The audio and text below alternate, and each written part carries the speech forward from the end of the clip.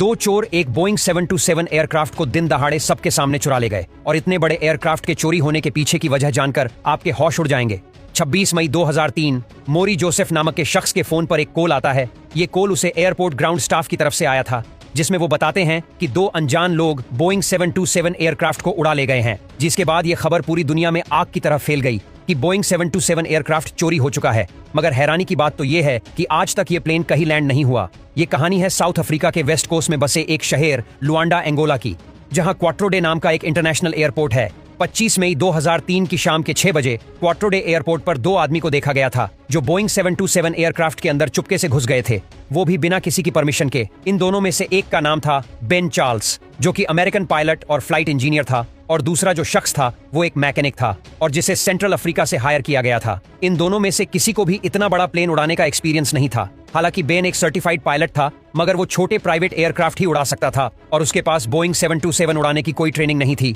दरअसल बोइंग 727 को उड़ाने के लिए 3 लोगों की जरूरत होती है और ये सिर्फ 2 थे। थोड़ी ही देर में बोइंग 727 धीरे धीरे रनवे पर चलना शुरू करता है और सबसे ज्यादा हैरानी की बात ये थी कि न तो उस एयरक्राफ्ट के पायलट ने किसी कंट्रोल टावर से कोई बात की और न ही कंट्रोल टावर के किसी भी स्टाफ की कोई कॉल का जवाब दिया। हालांकि एयरक्राफ्ट कुछ देर तक रनवे पर घूमता रहा क्योंकि इसकी सभी लाइट्स बंद थीं और महज कुछ ही देर में ये एयरक्राफ्ट साउथ वेस्ट की तरफ उड़ गया। ये एयरक्राफ्ट यहाँ से उड़ान भरकर अटलांटिक ओशियन की तरफ गायब हो गया और इस दिन के बाद से ये प्लेन और इसमें बैठे दोनों शख्स कभी किसी को दिखाई नहीं दिए।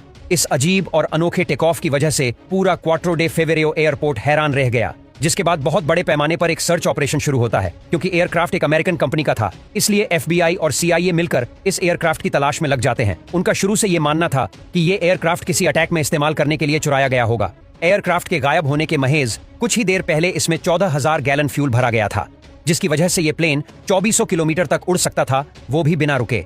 इस एयरक्राफ्ट में बैठे पायलट ने महज एक बार ही कंट्रोल टावर से कांटेक्ट किया था, जिसमें उसने ईस्ट अफ्रीका की छोटे से कंट्री सेचेल्स में लैंड करने की परमिशन मांगी थी, जो उसे मिल भी गई थी।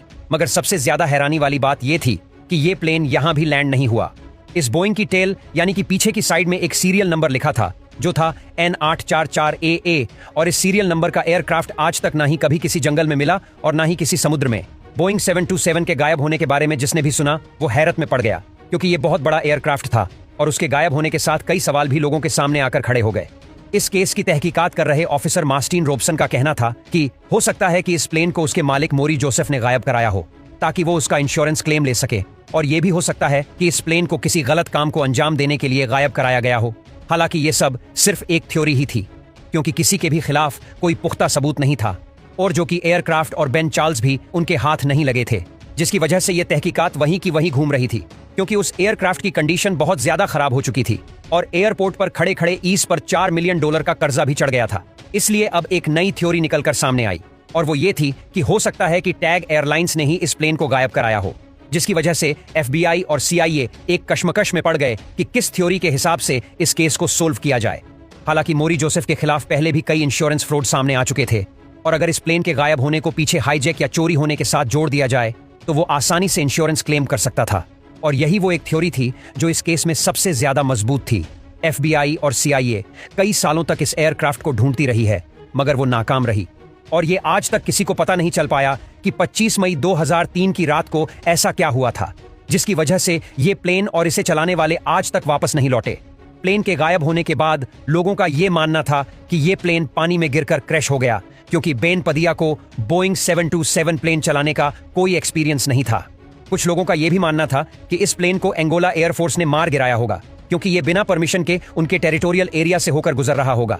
ये थी कहानी दुनिया के सबसे बड़े एयरक्राफ्ट बोइंग 727 की, जो बिना कोई भी सबूत छोड़े हमेशा हमेशा के लिए गायब हो गया और दुनिया की 2 सबसे बड़े इन्वेस्टिगेशन एजेंसी FBI और CIA भी इसका पता नहीं लगा पाए। FBI ने इस केस को यह कहकर बंद कर दिया, मोरी जोसेफ ने इंश्योरेंस क्लेम करने के लिए इस प्लेन को गायब करवा दिया और बेन पदीला को मरवा दिया, मगर कोई पुख्ता सबूत ना होने की वजह से उसे गिरफ्तार नहीं कर पाए।